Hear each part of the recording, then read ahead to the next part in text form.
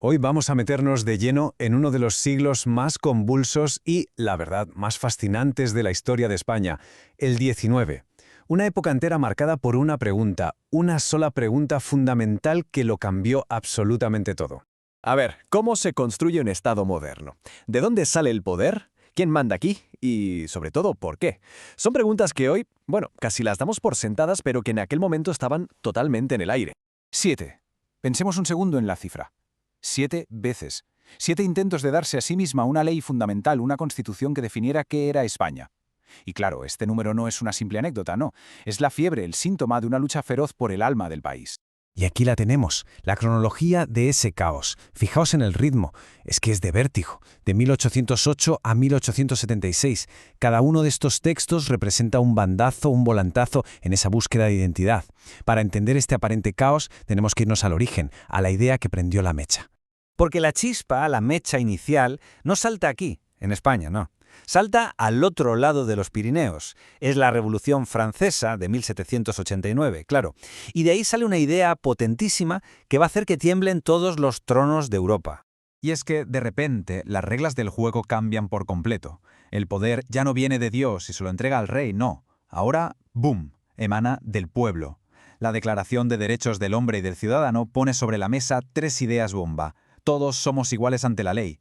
La soberanía es de la nación y el poder debe estar dividido, separado, para que nadie pueda abusar de él. Vamos, un auténtico terremoto político. Y esta idea tan revolucionaria aterriza en España, pero de la peor forma que uno se puede imaginar, con una invasión, la de Napoleón. Y en medio de todo ese caos, de esa guerra, nacen 2 proyectos para España. 2 modelos que son como el agua y el aceite. El primer modelo es el que trae Napoleón bajo el brazo, el Estatuto de Bayona de 1808. Y ojo al nombre, porque no se llama Constitución, se llama Carta Otorgada. Y la diferencia es, lo es todo. Significa que el poder sigue estando arriba, en el monarca, y es él, como si fuera un regalo, quien otorga algunos derechos. Es un modelo de arriba hacia abajo. Pero mientras pasa todo esto, en el sur, en Cádiz, la resistencia española está cocinando algo muy, muy diferente. Y allí, en 1812, proclaman la idea totalmente opuesta, la idea revolucionaria, ya en su primer decreto. La soberanía reside esencialmente en la nación. Punto. El poder no se otorga, nace del pueblo, nace de abajo y va hacia arriba. Y esta tabla es clave porque resume el conflicto que va a definir todo el siglo. Por un lado, Bayona, una carta otorgada, la soberanía en el monarca y los poderes sin separar. Por otro, Cádiz, una constitución con todas las letras. La soberanía emana de la nación y los poderes están divididos. Absolutamente toda la historia del siglo XIX español va a ser un péndulo gigante oscilando entre estas 2 visiones. Y aquí, justo aquí, es cuando el péndulo empieza a moverse de verdad. Tras la Guerra de la Independencia, Fernando VII abole la Constitución de Cádiz, pero a su muerte se abre la veda. Empieza una lucha tremenda entre los liberales progresistas herederos de Cádiz y los moderados que buscan un punto intermedio con la monarquía.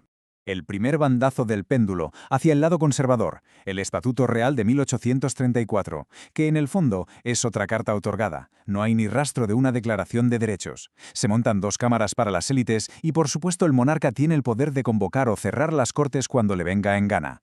Claro, esto no podía durar. La reacción llega rápido. Un motín militar obliga a la regente a aceptar una nueva constitución, la de 1837. Esta vez sí, es un texto progresista. Recupera el espíritu de Cádiz, pero intenta ser un punto de encuentro. El problema, que para contentar a todos se le da un poder brutal al rey, incluido un veto absoluto sobre cualquier ley que aprobaran las Cortes. Pero el péndulo no se está quieto. Vuelve a oscilar hacia el lado conservador, y esta vez con muchísima fuerza. Llega la Constitución moderada de 1845. Y esta no solo recorta libertades, no, va directa a la yugular de la participación. Y este gráfico, es que habla por sí solo. Fijaos en el dato. Con la del 37 ya votaba poquísima gente, un 3,9% de la población. Pues con la del 45 se hunde hasta más o menos el 1%. El 1%. El país políticamente se estaba cerrando con 7 llaves. ¿Y cómo justifican semejante recorte? Pues inventando un concepto nuevo, una idea clave, la soberanía compartida. Ojo a esto. La soberanía ya no es de la nación, como gritaban en Cádiz, ahora es de las Cortes con el rey. Es la manera de poner por escrito, de hacer oficial, el modelo conservador, un intento de casar aquellas 2 ideas que eran como el agua y el aceite. La gente, claro, Se cansa de este juego de poder entre unos pocos. Y el país, al final, estalla. Y el péndulo ya no es que oscile, es que sale disparado. Se va al extremo más liberal y democrático que se había visto nunca para luego, claro, volver con la misma inercia hacia el otro lado. Hablamos de la Revolución de 1868, la que se conoció como la Gloriosa. Una revolución que echa del trono a Isabel II y abre un periodo nuevo, el Sexenio Democrático. Y lo primero que hace el gobierno provisional es ponerse a escribir la primera constitución realmente democrática de nuestra historia. Y el texto de 1869 para la época era algo de otro planeta. A ver, libertad de culto, por fin. Libertad de expresión, de reunión, y algo que era impensable. Por primera vez se reconocía el derecho de asociación para los obreros. O sea, se abría la puerta a los sindicatos. Y la joya de la corona, claro, el sufragio universal masculino. 25 años. Esa era la edad. A partir de los 25 todos los hombres podían votar. De un día para otro el censo electoral se multiplica. Millones de personas que nunca habían tenido voz de repente entran en la política. Fue una explosión democrática sin precedentes.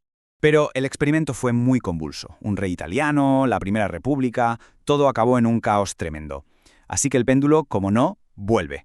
Y vuelve con una fuerza arrolladora. Es el momento de la restauración borbónica y de la Constitución de 1876. Su arquitecto, Cánovas del Castillo, no buscaba ni ser progresista ni reaccionario. Buscaba una sola cosa, estabilidad. Quería por encima de todo parar el péndulo. Y la fórmula de Cánovas fue, hay que reconocerlo, muy inteligente.